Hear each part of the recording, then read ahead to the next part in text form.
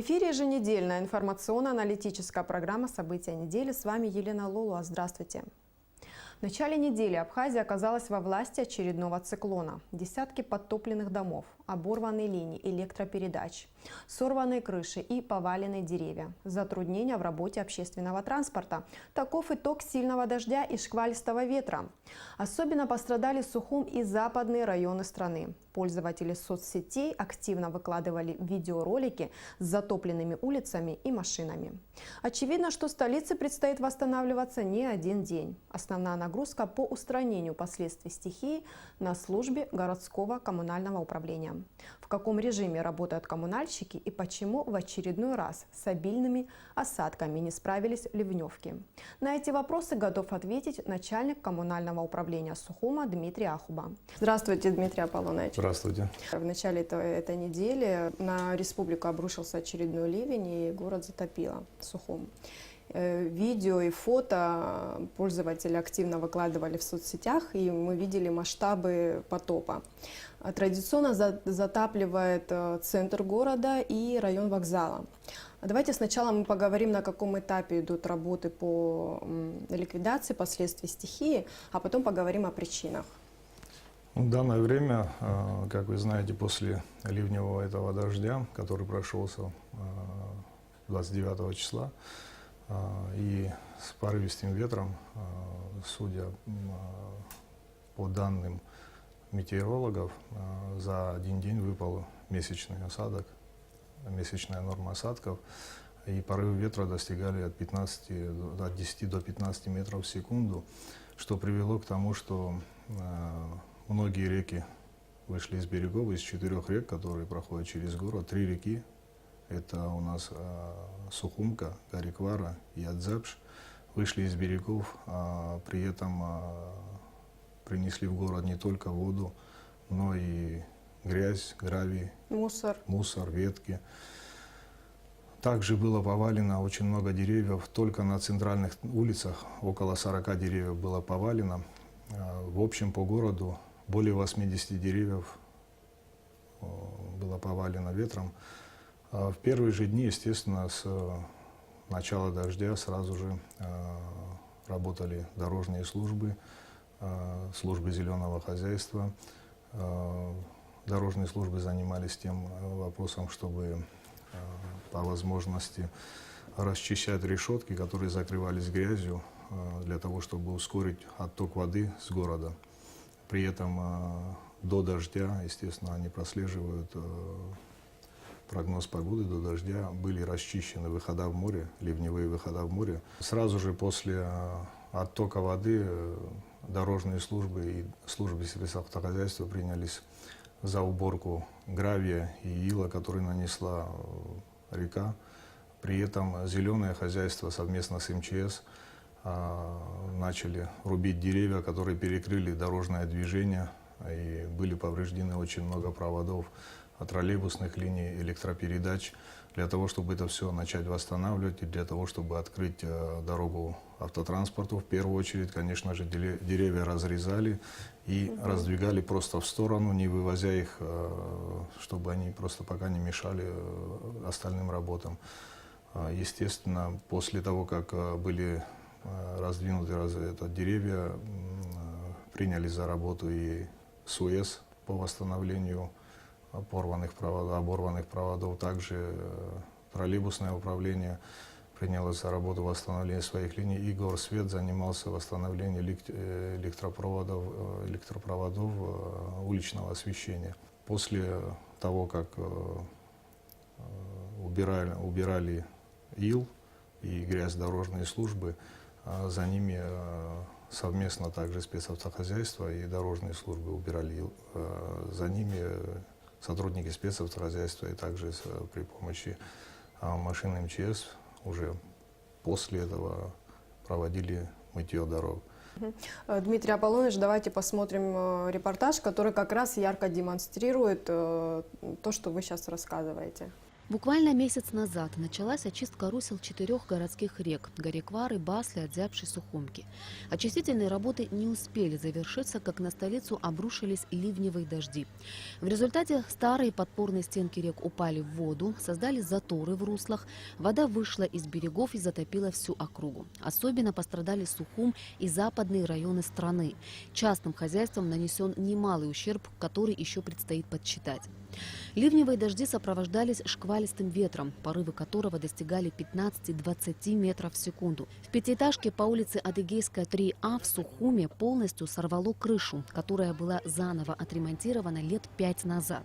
Вода просочилась до 1-го этажа. Это усугубило и без того бедственное положение жителей дома. Как выяснилось, ремонт крыши был произведен с нарушением технологических норм.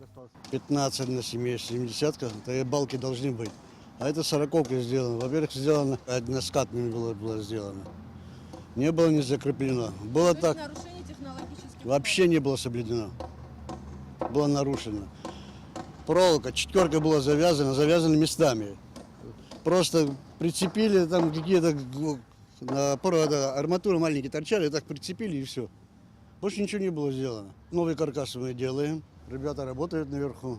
С утра начали, вот до сих пор. Мы за 2-3 дня должны мы это закончить. Жители дома встретили нашу съемочную группу во дворе. Они не знали, с каких проблем им начать разговор. В этом доме в аварийном состоянии находится все. Стены, потолки и, самое главное, электропроводка.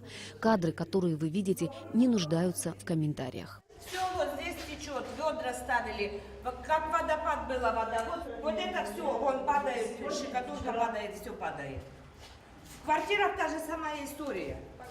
У меня вот стоит ведро. Вот стоит ведро, отсюда течет ведро. Посмотри. Я сегодня утром выгребала вот здесь все. По стенам текло, стена упала. Щекотурка, все упала, потолок вон. В подвале вода, света нету, сделали временно все. Это временно все взорвется один день. Мы свет выключаем, идет дождь, мы выключаем свет, чтобы не взорвался провод. У нас безвыходное положение. У нас вся вода в Синкарах сейчас. И что это будет? У нас одна сырость. Жильцы дома рассчитывают на то, что городские власти не только отремонтируют им кровлю, но и обратят внимание и на другие проблемы, с которыми они сталкиваются не один год. Крышу нам делают уже. Ну а дальше, вот то, что вот здесь вот сейчас у нас все рушится, у нас единственный на 5-м этаже был коридор нормально сделанный, и на 2-м. Это тоже сейчас рухнет, и куда нам деваться? Это мы все делали за свои деньги. Крыша, которую сорвало во время стихии, а также упавшие деревья, повредили почти все автомобили, стоявшие во дворе.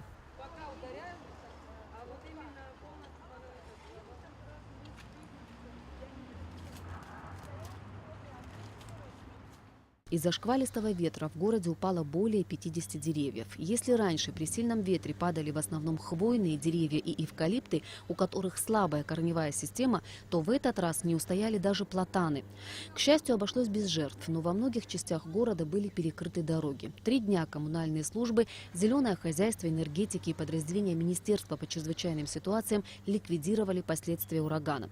Сотрудники зеленого хозяйства спиливали и отвозили на свалку поваленные деревья и ветки. По словам специалистов, объем работ очень большой. Если погодные условия позволят, они смогут завершить к концу недели. Сотрудники СУЭС без перерыва проводили работы по восстановлению поврежденных линий электропередачи. Уже к вечеру среды полностью было восстановлено электроснабжение в городе. Что касается очистки русел рек, то эти работы будут продолжены. Конкретно сейчас большая вода принесла очень много деревьев, и вот в районе военкомата, железнодорожный мост, там есть на грузовую площадку мост, центральный мост, принесло большие деревья вместе с корнями. Работа завершается позже. Она забила проходы под мостами, и тоже, соответственно, вода стала выходить из берегов. И остается одна самая такая большая проблема – это очистки бухты грузового порта. И тогда, мне кажется, проблема будет решена. По завершению расчистки русел на особо опасных участках, которые определены специалистами, будут сооружены гидротехнические сооружения. И, возможно, тогда реки не будут выходить из берегов и затапливать близлежащие районы. И еще, по мнению многих ученых и специалистов, Климат изменяется, и это происходит прямо сейчас. По всему миру происходят аномальные природные явления. Где-то среди лета идет снег, где-то выпадает град с куриное яйцо, где-то от аномальной жары горят леса, а где-то выпадает огромное количество осадков, из-за которых города и села уходят под воду. И, возможно, не все в этом меняющемся мире в нашей власти. Ирина Аршба специально для событий недели. Ну что, Дмитрий Аполлонович, мы посмотрели сюжет, и давайте поговорим о причинах, почему это происходит. Как часто коммунальное управление очищает вот эти ливневые стоки, канализационные решетки? Работы по очистке ливневых решеток и выходов в море, да, ливневых и каналов занимается у нас дорожное управление администрации города Сухум. Решетки чистятся более часто, там в зависимости от того, какой объект ливневой. Также есть ливневые отстойники, в которых собирается ил. Если открыть решетку, как бы там есть отстойник, собирается ил, они их вычищают, эти отстойники. Также есть пескоулавливатели на ливневых каналах, есть пескоулавливатели, которые тоже периодически чистятся коммунальными службами. Но, к сожалению, эти коммуникации, естественно, они старые уже, им уже более 50-60 лет, и не всегда текущее их обслуживание приводит к тому, чтобы все работало идеально. Но хочется отметить, что данный ливень, который прошел, и ливни, которые происходят в последнее время, кратковременные и очень обильные, они выпадают в течение 1 часа, выпадает часа-двух там, или в сутки может выпасть месячная норма осадков. В связи с этим эти каналы, которые сейчас существуют, они даже при своей идеальной работе не могут справиться с таким потоком воды. С учетом того, что ливневые каналы у нас созданы для того, чтобы выводить воду с города, то есть ту воду, которая падает с неба дождем. Но когда в город устремляются реки, эти потоки усиливаются, и, естественно, ливневая канализация просто не создана для того, чтобы такое количество воды так быстро вывести из города. А почему именно сейчас, вот последние годы, постоянно город стало затапливать? Есть и эти проблемы, которые связаны с устареванием коммуникации, есть и с изменением климата, который происходит, потому что таких ливней и таких ураганов часто в Абхазии не было, и не только в Абхазии. Такие ливни проходят, если вы видите, во многих местах, и в Краснодарском крае, и в Северном Кавказе, и в Ростовской области, и дальше Европы. Что делать?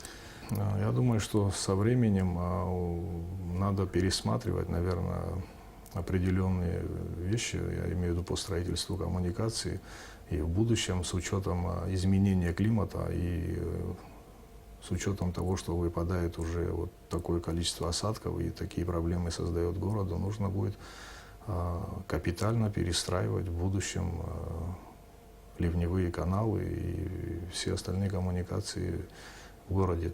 Это и связано и с реками, так как многие ливневые каналы у нас сделаны так, что они выводят воду в реку. Как есть ливневые каналы с центра города, которые выводят воду в море, а есть ливневые каналы, которые выводят воду в реки и в озеро в Сухумское. Если река поднимается и начинает выходить с берегов, то ливневой канал просто перестает функционировать. Как бы он ни был чист, как бы он ни был хорошо построен, происходит эффект сообщающихся сосудов. То есть, если вода в реке поднимается слишком высоко, в ливневом канале вода, вместо того, чтобы течь в сторону реки и сливать воду в реку, она начинает в обратную сторону идти. И при этом затапливает все близлежащие улицы, которые находятся рядом с рекой. Ну и плюс сама река тоже выходит настолько сильно, что идет, вместо того, чтобы идти по руслу, она идет по дорогам. По тем дорогам, где находятся ливневки, но они не могут справиться с таким потоком воды. каналы, если вы знаете, по городу Сухум раньше были открыты. Вот как у нас канал есть на Академика Мара, есть канал на Чочо улице и так далее. Но в свое время, в 60-е, в 50-е годы, эти каналы были закрыты плитами во время реконструкции города, скорее всего. И сделаны были тротуары на этих местах, и засыпано было землей, и были высажены деревья.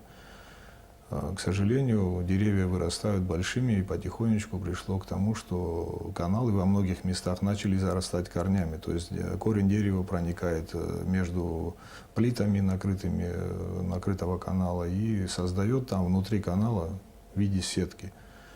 И получается, эта сетка останавливает листья, ил, и получается заторы внутри каналов.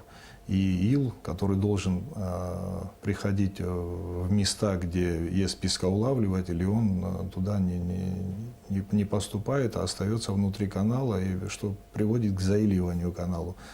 А заиливание канала приводит к тому, что он меньше воды начинает принимать. Поэтому, если в будущем принимать решение реконструировать, нужно уже со специалистами решать вопросы, где возможно расширять, может быть, канал и как-то решать вопросы по озеленению, чтобы именно вот где каналы проходят, чтобы как-то решать, сажать другие насаждения. Или в некоторых случаях бетонные каналы менять на трубы. Укладывать туда большого диаметра трубы пластиковые, которые уже будут препятствовать проникновению корней в канал сам. И канал при этом будет дольше функционировать при его правильной эксплуатации. Те работы, которые сейчас ведутся по очистке городских речушек, они дадут эффект? Конечно же, они должны дать эффект. В данное время, как вы видите, эти работы ведутся Абхазберегозащитой. Финансируются эти работы с комплексного плана. Эти работы еще не завершены. То есть по окончанию работ, когда будет вычищена вся река и будет вычищена вот именно устье реки, где она выходит в море, я думаю, будет более лучше выводиться вода и не будут выходить реки, при этом подтапливать весь город. Скажите, да, вот работы закончатся по очистке этих городских речушек. Очередной сильный ливень. Это все равно будет вода в городе собираться? Просто не в таком количестве? Просто она будет, Я конечно так же, не в понимаю. таком количестве, но сказать, что после очистки рек, что нигде вода не соберется, этого не стоит ожидать. Конечно же, где-то в каких-то случаях будет вода собираться, просто она будет собираться в менее большом количестве. По крайней мере, затапливать и уходить, да, жилые и не дома будет настолько затапливать, и будет уходить быстрее, так как когда более большое количество воды, эти каналы имеют свой объем, свой размер, свой объем, который они могут вывести воды из города. И в зависимости от объема воды, поступающего в город, зависит от того, насколько она быстро уйдет с города и насколько она меньше затопит по своей, по количеству воды по площади. Скажите, а сейчас вот такой ливень был, за сколько вода ушла, за какой период? Сколько времени нужно для того, чтобы вообще вода вышла из города? Ну, вот данное время ливень произошел рано утром, продолжался он 1,5 часа. Все это время речушки выходили с берегов, и после того, как реки перестали поступать в город, через несколько часов вода с города ушла. Если бы не было бы поступления воды с рек, то она ушла бы намного быстрее с города. Если она с поступлением рек ушла, допустим, за 5-6 часов, допустим, с учетом того времени, когда шел ливень, то в другой ситуации она ушла бы через час, 1,5-2. То есть от дебита воды тоже зависит, насколько быстрее ливневки справятся с оттоком воды. Но если в будущем будут планироваться капитальные работы и будут эти ливневки перестраиваться, то нужно будет рассматривать вопрос с учетом, как я раньше говорил, с учетом того, что меняется климат, надо их увеличивать, перестраивать, и тогда уже и будет не будет таких подтоплений в городе, естественно. Смета есть приблизительно, сколько потребуется, какая сумма денег потребуется для того, чтобы реанимировать, перестроить всю канализационную систему в городе? Сметы такой, как таковой, нету, естественно. Есть определенные отдельные объекты, но вы как знаете, у нас вся эта система ливневок должна, если реанимироваться, должна реанимироваться полностью вся. То есть не отдельные какие-то одни участки, а полностью вся. При этом, если проводить капитальные работы на ливневках, как вы знаете, ливневки у нас проходят вдоль дорог, вдоль тротуаров. То есть получается, вся инфраструктура дорожной сети будет перекопана, будет все перевернуто, и после того, как эти работы завершатся, нужно будет делать дорожное полотно и тротуары. Но для того, чтобы сделать дорожное покрытие и тротуары, нужно тогда менять и те же самые водопроводные трубы, и те же самые канализационные трубы, чтобы потом опять не переделывать все это. Если учитывать это все в комплексе, то получается, нужно делать всю систему, все коммуникации коммунальные нужно одновременно менять. Вот если брать одну улицу, то нужно полностью ее заменить, начиная от канализационной, ливневой, водопроводной сети, потом только уже укладывать асфальт и делать тротуары. А это очень дорогостоящие проекты, и если говорить о всем городе, это будет речь идти не десятки миллиардов, нужно будет, чтобы перестроить полностью всю систему заново. Вот ту систему, которая уже более 60 лет некоторым коммуникациям, и они уже просто не могут функционировать идеально, естественно, после такого времени. Пока у республики таких денег нет, и, соответственно, мы будем каждый раз сталкиваться с такой ситуацией. К сожалению, таких денег нет у республики, но поэтапное решение вопросов будет приводить потихоньку к улучшению.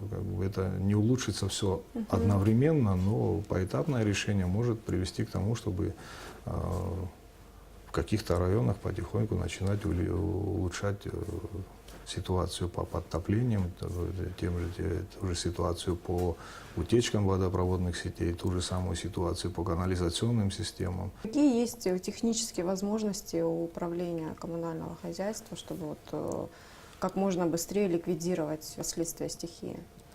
У нас, конечно же, в каждой службе коммунального управления есть своя техника, но во время таких стихий создается штаб при администрации города Сухум, который возглавляет глава администрации, и туда входят и коммунальные службы, начальники всех коммунальных служб, я в том числе начальник коммунального управления, начальник жилищного управления, туда входит МЧС, и уже по ликвидации проводятся совещания, и техникой одни службы начинают помогать другим службам той техникой, которая нужна. Но, к сожалению, конечно же, техники мало, очень мало в коммунальном управлении, в коммунальных службах техники, минимальное количество.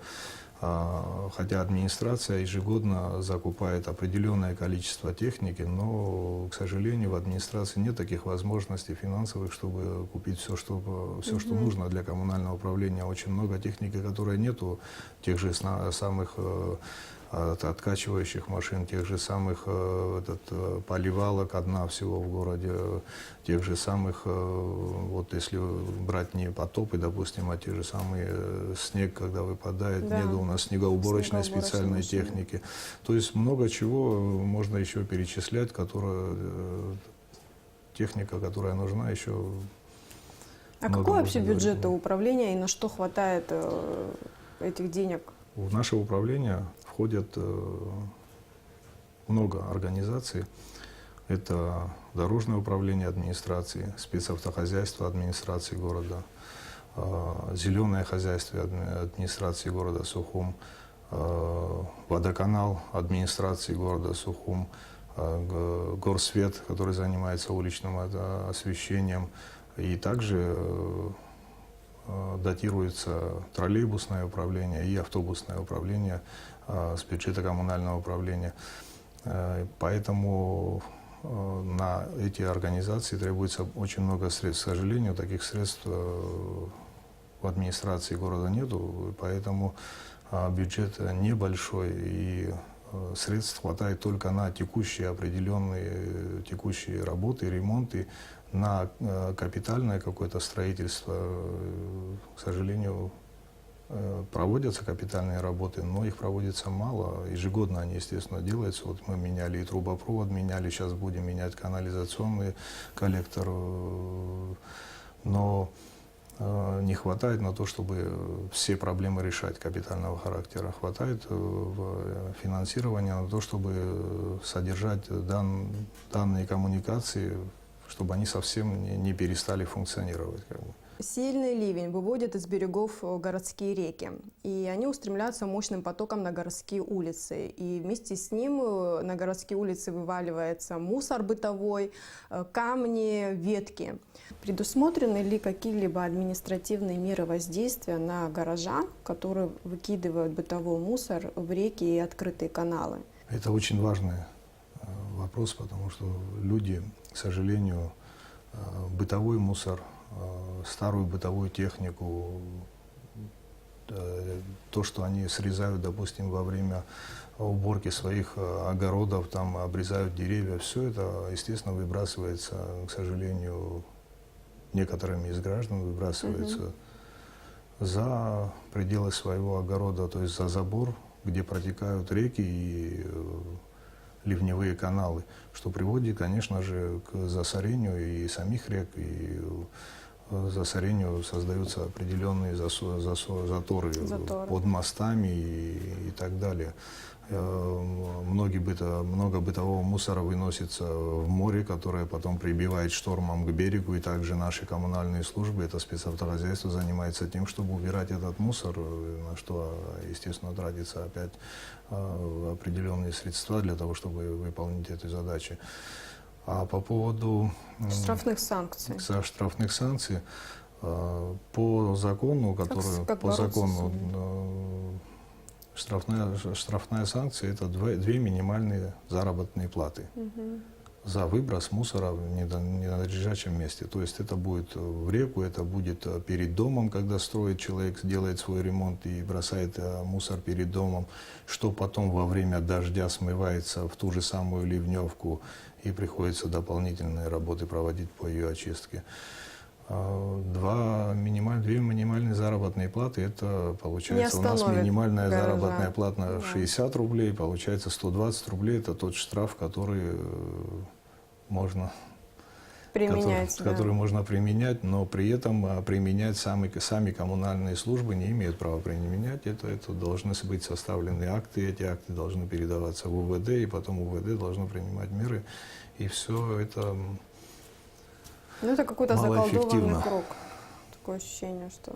Ну, надо, наверное, мы, конечно же, когда делаем обходы и выявляем такие вот проблемы, мы, естественно, объясняем людям. Объяснение вряд ли поможет. Нужно в некоторых случаях помогают объяснения. Санкции. Нам в этих вопросах еще и помогают домуправы. Домуправы как бы занимаются тем, что встречаются с людьми, когда они выбрасывают мусор после своих ремонтов, стараются сделать, чтобы побыстрее этот мусор вывезли. И в некоторых случаях, конечно же, это срабатывает. Если человеку объясняешь, он понимает это, но не всегда, конечно, не всегда это все срабатывает, к сожалению. Поэтому хочется обратиться к гражданам, что помимо технических и финансовых проблем, которые есть в городе, и проблема существует и такая, что люди сами же и загрязняют эти реки, а потом эти же реки и, к сожалению, подтапливают и их соседей, и их самих. Дмитрий Аполлонович, спасибо, что пришли, ответили на наши вопросы, и хорошей нам всем погоды. Спасибо. До свидания. До свидания. Уважаемые телезрители, я напоминаю, у нас в гостях был начальник коммунального управления Сухума Дмитрий Ахуба. Мы продолжаем выпуск.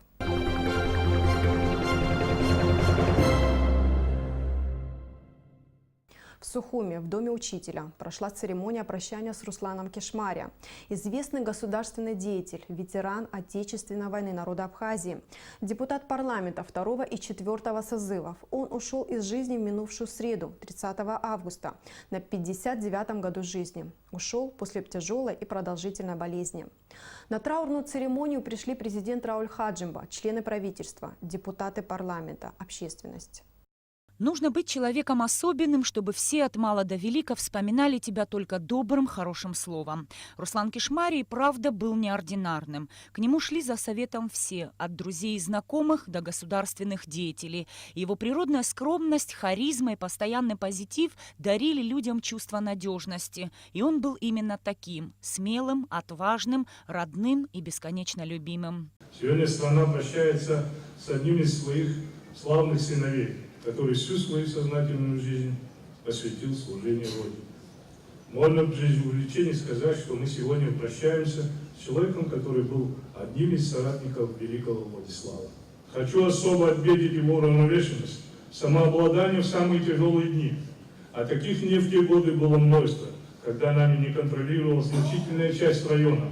А бывало, что кроме города Гал ничего нам не было под контролем.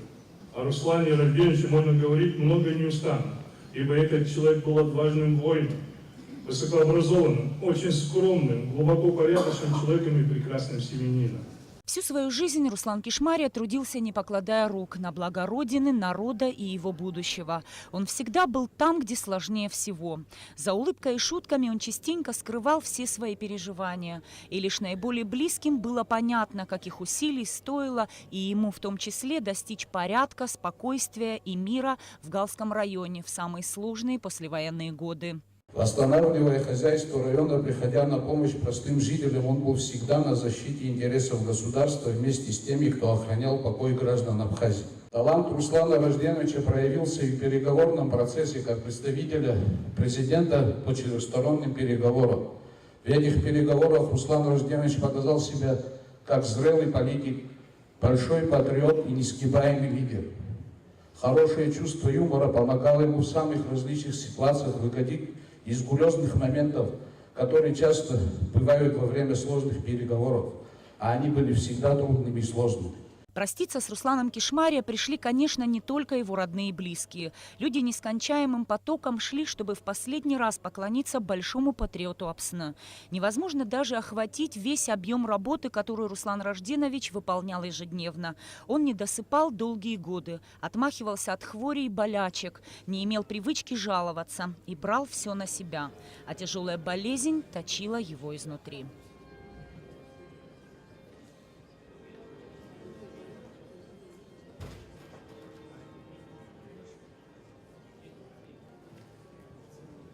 Как-то сложно и непривычно говорить о Руслане Кишмари в прошедшем времени. Ушел не только верный товарищ, прекрасный человек и патриот. Не стало того, кто объединял целые поколения своей неутомимой энергией и бескомпромиссной принципиальностью. Того, кто всегда брался за самое трудное, не щадя ни здоровья, ни сил. Нисфа Аршбас, Тамур Гожба, Абхазское телевидение. 2 сентября Тамаре Шакрыл исполнился бы 91 год. Известный ученый-лингвист, правозащитник, автор целого ряда научных статей и книг. Тамара Шакрыл была первым заведующим кафедрой абхазского языка и литературы Сухумского пединститута. Работала старшим научным сотрудником Абхазского института гуманитарных исследований.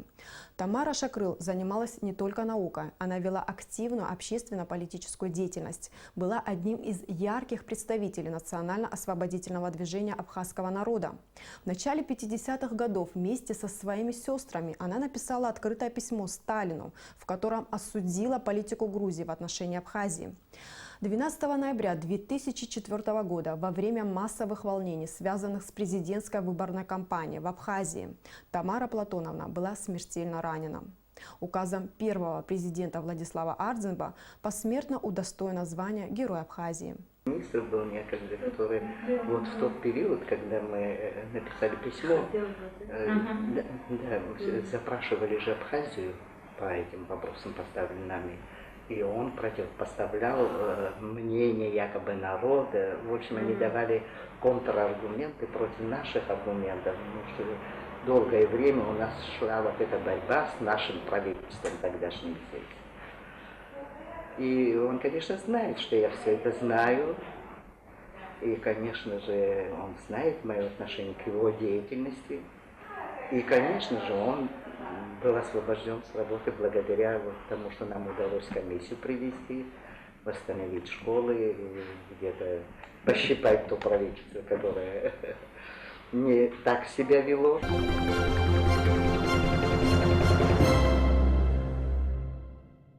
Президент Абхазии Рауль Хаджимба поздравил президента Нагорного Карабаха Баку Саакяна с 26-й годовщиной со дня провозглашения независимости республики. Героическая борьба народа Арцаха дала вам возможность самому определять свою судьбу, воплощать в жизнь идеалы свободы, строить правовое государство и укреплять обороноспособность своей страны, говорится в частности в поздравлении. Убежден, что недавний визит в Степанакерт делегации Республики Абхазия и подписание меморандума о взаимопонимании являются примером высокого уровня взаимодействия между нашими государствами. Конец цитаты. Слова поздравления были направлены главой Абхазии и в адрес народа Приднестровской Молдавской Республики. 2 сентября приднестровцы отмечают главный государственный праздник – День Республики.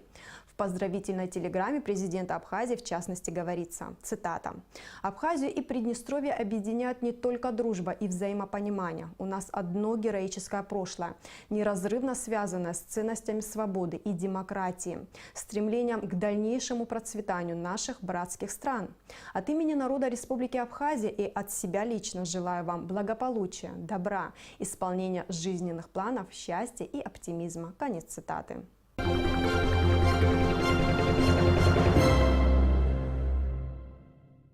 Более 27 тысяч ребят по всей стране пойдут в школы в этом году, и около 2938 сядут за парты впервые. Это на 238 детей больше, чем в предыдущем. 156 общеобразовательных школ примут своих учеников.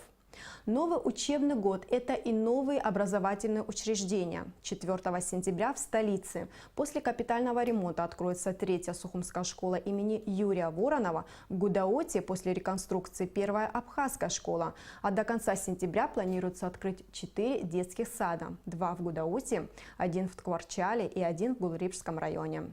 Школа имени Владислава Арзумба открылась 1 сентября в Карачаево-Черкесии в ауле Карупагу. В открытии школы принял участие вице-президент Абхазии Виталий Габния. «Это знаковый день для народа Абхазии», – сказал он. Для народа Абхазии сегодня знаковый день, поскольку школе было придано имя Владислава Арзумба, первого президента Абхазии, который является символом нашей новейшей истории победы народа Абхазии. А поскольку Абхазия и абазины являются единым народом, разделенным Кавказским хребтом, символично, что и символы у нас есть и будут общие. Поздравляю с новым учебным годом. Я поддержал с удовольствием решение педагогического коллектива, решение общественности Абазинского района о том, чтобы эта школа носила имя первого президента Республики Абхазия Владислава Григорьевича Арзумба. Это действительно великий, достойный человек, который внес огромный вклад в развитие своей страны, в сохранение культуры братского абхазского народа и, конечно, самое главное, в становлении ее независимости. Уверен, что все ученики и педагоги школы будут с честью нести имя Владислава Григорьевича Арзумба, как в честь кого названа эта прекрасная школа. В конце августа в Лондоне завершилась международная научная конференция, в которой принял участие наш одаренный соотечественник, 14-летний Эдгар Гвазава. Что представил юный аналитик международному экспертному сообществу и что приобрел взамен, в репортаже Беллы Кварче.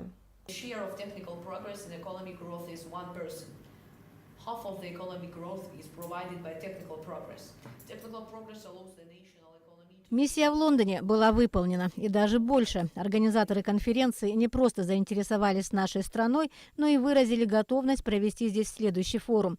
По-видимому, анализировать глобальные процессы у Эдгара получается неплохо. Иначе откуда такой интерес? Свои идеи по этому поводу он представил в докладе с длинным и сложным названием. Работа моя называлась «Устойчивые механизмы государственного управления сегодняшней геополитической и геоэкономической реальности». Она не затрагивала какую-то определенную страну, там говорилось о глобальных вопросах в целом. Но, тем не менее, я смог презентовать еще одну работу уже в неформальной обстановке об инвестиционном климате Абхазии и тем самым заинтересовал организаторов данной конференции провести подобные мероприятия в Абхазии в феврале. На международной конференции в Лондоне Эдгар попал в секцию, где аналитики, ученые из Оксфорда, Малайзии, Сингапура рассказывали об опыте своих стран в части государственного управления. В этих странах, со слов Эдгара, целые государственные институты сосредоточены на том, чтобы интегрировать передовые методики менеджмента в свои правительства. Они стараются сделать ту систему, которая сможет выполнять большинство операций с большой скоростью. То есть в Англии открываются мозговые центры, которые сосредоточены на том, чтобы интегрировать экспертное мнение населения страны в решении политических, экономических вопросов. То есть это не просто какая-то тенденция, это уже есть, это уже функционирует, и на это выделяется большое финансирование относительно бюджета страны. Одаренный подросток Эдгар Гвазава приехал в Абхазию из Санкт-Петербурга. Отсюда родом его родители. Из различных интервью узнали, ребенком он интересовался искусством, даже занимался в театральной студии Алисы Фрейндлих, немного снимался в кино. Позже его интересы перешли в другую плоскость. Мальчик начал изучать законы развития мира, чтобы его страна смогла занять в нем свое место. А для этого, считает Эдгар, необходимо учиться.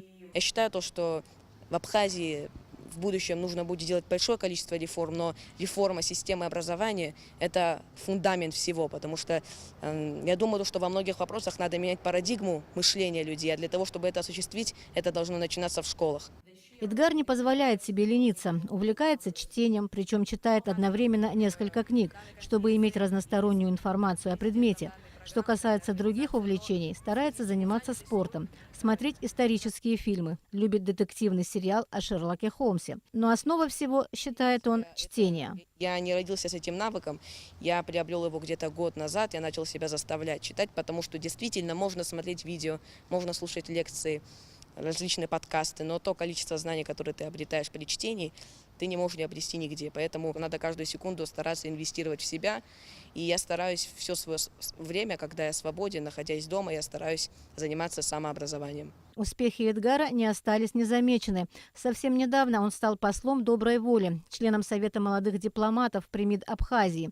Он успешно представляет свою страну на различных международных форумах. Мы просто, как послы доброй воли Абхазии, мы стараемся выявлять и развивать наши юные таланты. И вот Эдгар – это яркий пример. Он озвучивает весьма взрослые идеи, поэтому как-то иногда даже забываешь о возрастной, так скажем, дистанции с ним. Он абсолютно наравне со всеми нами сидит и общается с взрослыми людьми, которые старше его на голову.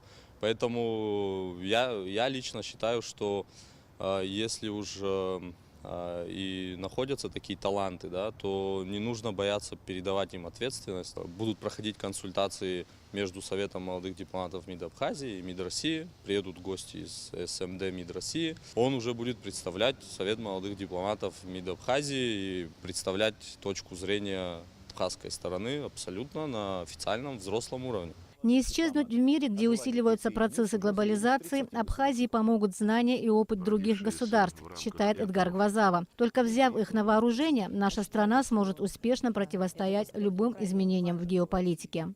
Надо стараться постоянно интегрировать новые тренды, постоянно следить за трендами.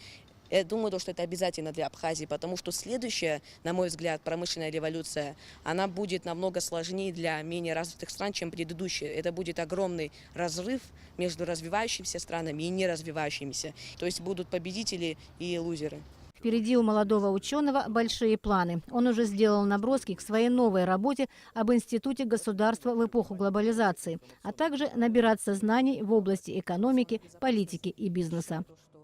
Белла Кварчия, Михаил Братухин для событий недели. Культурно-благотворительный фонд «Ашана» и компания «Амобайл» 4 сентября проводят ставшую уже традиционной акцию «Магнит милосердия». О подробностях акции в материале наших корреспондентов. Акция «Магнит милосердия» проводится компанией «Амобайл» совместно с фондом «Ашана» не первый год и стала уже традиционной. Все собранные средства направляются на лечение тяжело больных детей. На этот раз вырученные от продажи магнитиков деньги пойдут на операцию хрустальной девочки Асланы Джинджолия. Помимо продажи магнитов милосердия, организаторы акции обещают насыщенную и увлекательную программу. 4 сентября с 12 часов на набережной Махаджиров в Сухуми у площадки ЕС-Сухум вас ждет праздничный концерт. Там будут незабываемые впечатления от общения с роботами, которых можно потрогать, пощупать, обнять. Будут научные шоу с настоящими химическими экспериментами, шоу мыльных пузырей и много-много сладкой ваты. А самое главное, в этот день каждый из вас сможет приобрести магнит милосердия и сделать доброе дело. Давайте научим наших детей делать добро с детства. Пусть в этот день букет на День знаний будет заменен на магнит милосердия. Коллекцию магнитов специально для акции в этом году создал молодой и талантливый художник-иллюстратор Астамур Квициния. Все они неповторимы и наполнены национальным колоритом. Я с удовольствием согласился участвовать в этом мероприятии. Я предложил сделать 10 видов магнитов, чтобы у людей была возможность выбора, чтобы иллюстрации постарался быть максимально позитивные, яркие. И все магниты, они на абхазскую тематику. Такого рода серия магнитов в Абхазии делается впервые.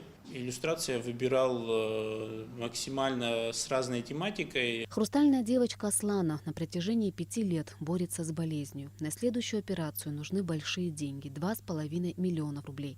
На сегодняшний день смогли собрать только 1 миллион. Основной ключевой момент этой акции – это продажа магнитов милосердия для того, чтобы собрать деньги для Асланы Джинджолия. Хочу сказать огромное спасибо вообще всем тем, кто создавал эти магниты. В этот раз магниты другого формата, с другими картинками. Спасибо огромное Астамуру Квициния, который сделал эскиз магнитов, придумал эти магниты. К сожалению, в Абхазии есть тяжело больные дети, которые без нашей с вами помощи не смогут справиться с бедой и победить болезнь.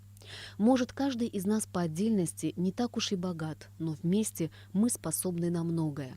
Принимая участие в таких акциях, как «Магнит милосердия», мы можем оказать ту малую, но так жизненно необходимую помощь. В наших с вами руках жизнь и здоровье маленькой Асланы Джинджолия. Ирина Аршба, Михаил Братухин для событий недели. Сольный концерт «Шедевры мировой оперы» солистки Государственного камерного оркестра «Нано-Черкезия» собрал в Абхаз-Госфилармонии ценителей музыки в последний рабочий день недели. Беллини, Пучини, Моцарт, абхазские произведения – все это включено в программу концерта. Яркие образы и великолепное звучание создали удивительную атмосферу праздника классической музыки. О самых ярких моментах концерта расскажет Алика Трапш. Концерт начался с исполнения арии Памины из оперы «Волшебная флейта» Моцарта. Всего в программе 15 номеров.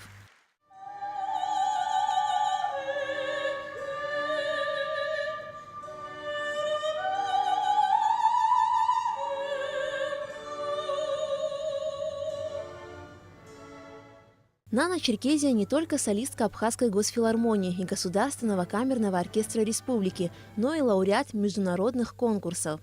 А также она является участницей ежегодного фестиваля «Хибла Гирзмава приглашает». О своем сольном концерте молодая оперная певица мечтала давно, но по множеству причин эту идею приходилось откладывать. И, наконец, в последний день уходящего лета давняя мечта Наны сбылась.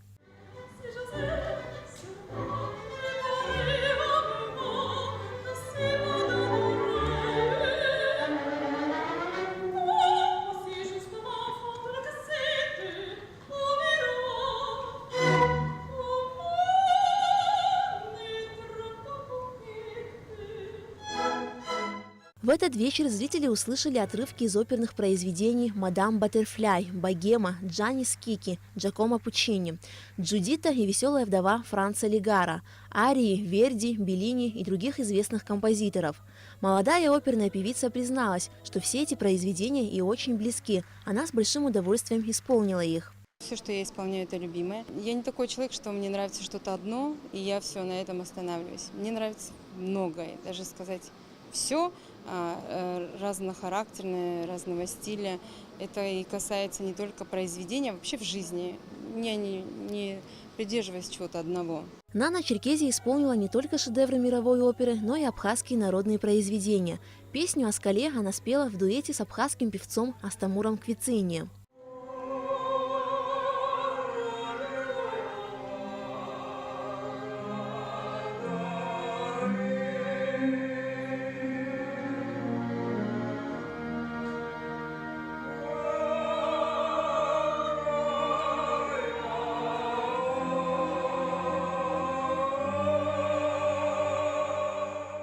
Выступление оперной певицы сопровождал Государственный камерный оркестр республики под руководством главного дирижера, заслуженного артиста Абхазии Давида Терзяна. Публика горячо приветствовала артистку. Из зала то и дело раздавались крики «Браво!» и практически после каждого выступления дарили цветы. Такие мероприятия, такие проекты, таких талантливых людей, которые развиваются и живут в Абхазии, которые делают большой вклад в музыкальную индустрию Абхазии. И поэтому в дальнейшем мы также будем поддерживать такого рода проекты. Любители оперной музыки высоко оценили чувственное исполнение Наны Черкезия. Они увидели целое оперное шоу. Я могу сказать, что «Травиата» мне очень понравилась ее. Чио-Чио-сан великолепно, потому что я тебе видела вещи в Санкт-Петербурге. Поэтому молодец, Нана. Великолепный голос, скромная, замечательная певица. Получили огромное удовольствие. Прекрасно. Даже не верится, что у нас в Абхазии вот такие таланты. Очень понравилось. Умничка. Гордость Абхазии. Очень понравилось. Приятный голос. Я из Перми. Есть альтернатива. Слушали уже. Очень приятный голос. Можно смело сказать, что на небосводе абхазской оперы зажглась новая звезда. Местный зритель теперь уже с нетерпением будет ждать новых выступлений молодой артистки.